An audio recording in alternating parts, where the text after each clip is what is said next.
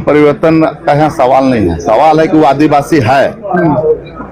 धर्म तो धर्मनिरपेक्ष देश है, तो धर्म कोई भी धर्म आदमी अपना सकता है, लेकिन जात में तो आदिवासी है। आदिवासी के लाभ मिलेगा उसको। तो चंपाई जी का बात का समर्थन करते हैं?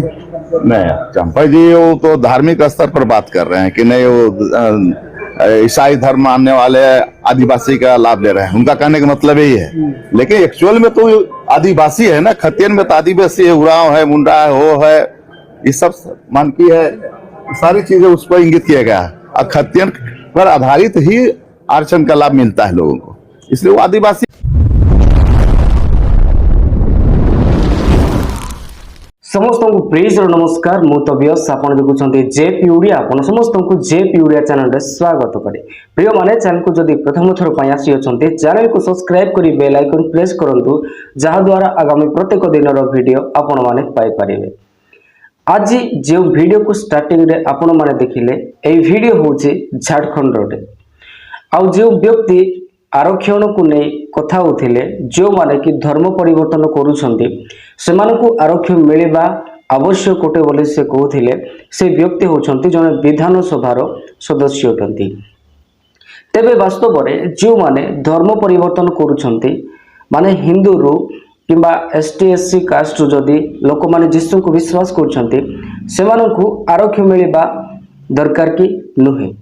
अनेक समय रे ख्रीष्ट विरोधी माने झारखंड रे हो किंबा छत्तीसगढ़ रे हो, जो माने आदिवासी लोक माने आउ माइनॉरिटी कास्ट लोक माने जिते बेले जीसु को विश्वास करूछन्ती, से समय से मानकु धर्मांतरीकरण रो आरोप लगे से मानकु जे सब सुविधा आदिवासी है कि मिलुथिला, से सब आदिवासी सुविधा बंद करिया पई से माने कोन करंती, प्रोटेस्ट करंती, आरक्षण समाप्त करिया पई। अर्थात जो माने अन्य धर्म रु आसी जीसु को विश्वास कले, से माने प्रभु को विश्वास कले, से मानकु सेमानकर सरकारी सुविधारु वंचित करा जाबो बोली से माने कोन करिथांती, प्रोटेस्ट करिथांती। एही प्रकारे अनेक न्यूज आपण माने देखिथिबे। तो से माने कहंती जे एबे तो ये क्रिश्चियन हैला, क्रिश्चियन है कि से केमिति आदिवासी रो सुविधा पाइबो, एही प्रकारे कथा कहंती। किंतु वास्तव रे आउ गोटे विषय कहिबी।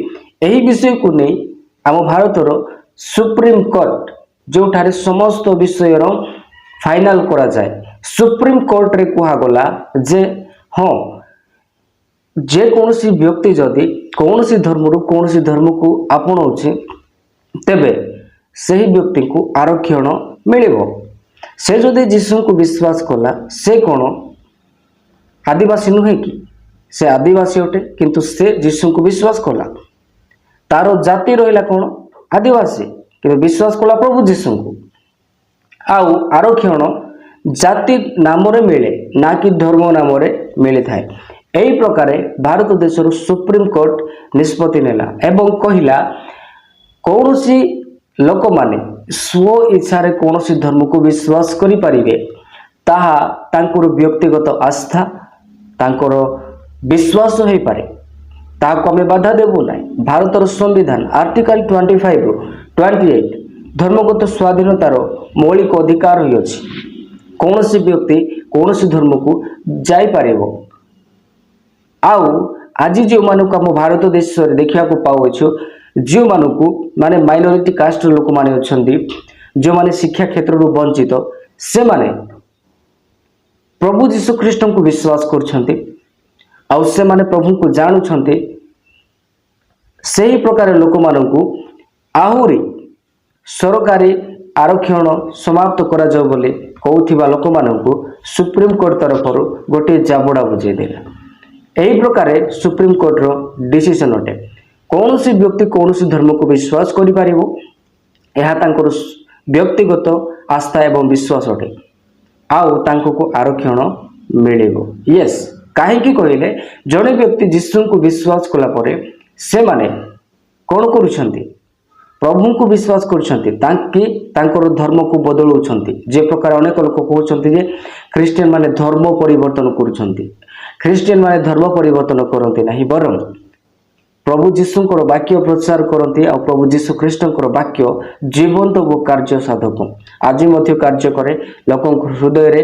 तेणु लोक माने प्रभु जीशु ख्रीष्ट को विश्वास करती, आउ जीशु ख्रीष्ट को ग्रहण करती। ତାହାକୁ ଧର୍ମ ପରିବର୍ତ୍ତନ ନୁହେଁ।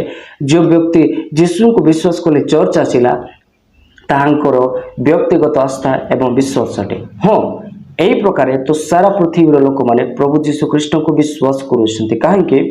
एकमात्र सत्य व जीवंत परमेश्वर प्रभु जीशु ख्रीस्ट जे 2000 वर्ष पूर्वे यही धरा पृष्ठ को मो पाई एवं समस्त जगतर लोकों पाई यही धरा पृष्ठ को आसिले सही प्रभु जीशु ख्रीस्ट आज मध्य कार्य करुछंती। आज मध्य लोक माने जानुछंती। आज मध्य लोक माने साक्ष्य देउछंती। हाँ, से माने साक्ष्य देउछंती जो माने जीशु को जाने भी नहांती से माने कहउछंती जीशु मो जीवन रे कार्य कले। हाँ, वास्तव में जीशु परमेश्वर अटंती आउ से माने कहउछंती काहेकि कारण प्रभु आज मध्य कार्य करुछंती। तबे मोर प्रिय प्रभुकर लोक माने सुप्रीम कोर्ट रो डिसीजन आपनको केमिति लागिला आपनकर मतामत कमेंट रे लिखि जणाइबे। एही प्रकार हम चैनल रे जोड़ी रहिया पई सब्सक्राइब करि जांतु जहां द्वारा आगामी प्रत्येक वीडियो पाई पारिबे। तो पुणी देखाइबा आगामी वीडियो रे आपन समस्त को प्रेज लो।